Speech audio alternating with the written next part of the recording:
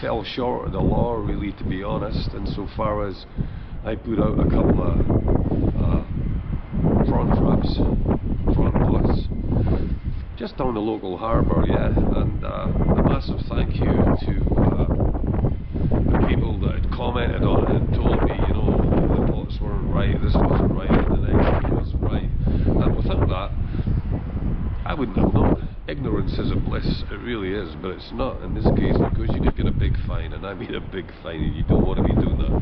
We go out fishing, you know, it's a recreational thing that I'm going for, you know. I don't have a boat, I just go from I shoot my nets from the, sorry, my pots from the shore, and it only costs £10 for the year, and that £10 for me is well spent. I don't know, I'm looking over my shoulder thinking, oh, is that one of the fishery protection people coming to get me? You know, am I going to be in trouble with the law? Am I going to get a fine? Am I going to get a job? I'm advanced criminal records bureau checked, you know, so I can't even get a speeding fine, or I can't. If I do, or if I got a parking fine, I have to pay it.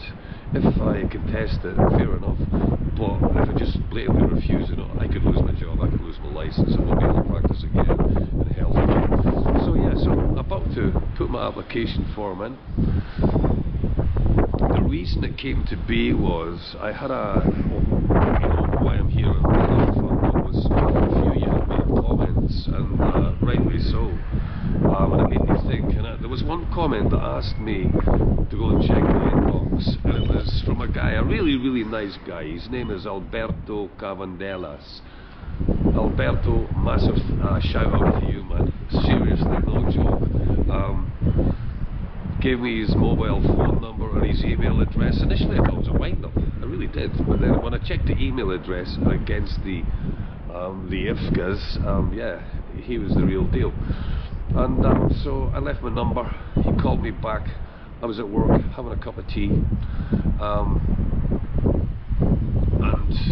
the rest is history. He told me, I thought he was going to be like a real pro, because initially I was having an anxiety attack thinking, geez, oh, what have you done, Steve, you know, you've never been in trouble with the law in your life. And so, yeah, no, a really nice, genuine guy that's knowledgeable in this specialist field, and he chatted to me, and he told me what I needed to do and where I'd gone wrong, so my traps and everything were fine. However, he told me I needed a license, you know, this permit, which I'm about to apply for. So the permit itself costs a tenner for a year, that's nothing.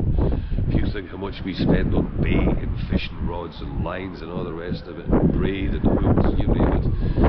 So, and we know that the prawn is like a white assassin to bass and many other fish, and like live bait, you know, and that's been proved countless times. So yeah, so the tenner is well spent. If you pay the $15.50, then I believe that they'll actually, so the tenner is if you, I believe if you come and collect your permit here. So the administration fee, the $5.50, I guess that's for your tax, and I'm actually posting that out to your house. So I've opted for the $15.50 shop, pay it through the bank. Please be aware, but these guys won't take checks, so if you're going to go down the same road as me, you know, they won't take checks. You can't put a tenner, whatever, or 15 quid in an envelope. They won't accept it, you know. So you have to do it as a bank transfer, and that's real easy to do, you know. So I don't mind.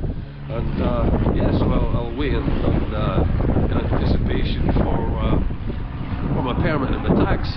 You're allowed 5 pots, 5 traps. You're allowed that.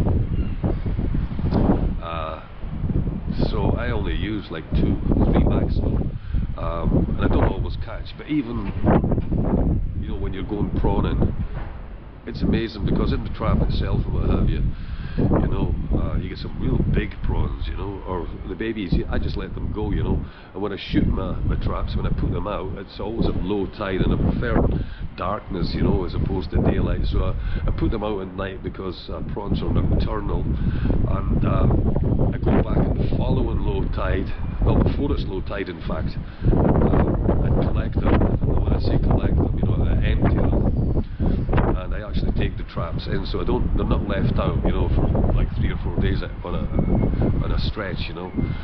I put them out, I harvest them, I go back, I harvest them, and then I put them in a bucket there. Perhaps we'll look at Amazon, it's been the Amazon ones. You'll see it on Amazon, they are UK legal, and so, you know, you don't have to figure out, oh, what's right, what's not right, you know. But if you've done the same as me, please don't, you know, don't get yourself in trouble over a tenner. And as I say, the guys here are amazing, very, very easy to deal with. He's done everything for me, this guy. He even sent me the application form. The bylaws that you read are a bit sketchy, you know. The actual bylaws are a bit sketchy insofar as, you know, it's kind of like legal jargon. But yeah, I don't know, but Alberto basically has told me that should I have any problems with the bylaws, to give him a shout, and he'll walk me through it, you know, the process. So anyway, on that note, it's a short vlog. I'm going to go now. I'm going to put my letter in. In fact, I think this could be IFCA people. If you hold on a minute, guys. Yeah, so I'll cut that short there because that was 2 IFCA employees, and they've actually, again, user-friendly people, you know, happy, smiley, and I didn't put them on camera. I didn't want to do that, you know. I always ask permission before I put anybody on camera.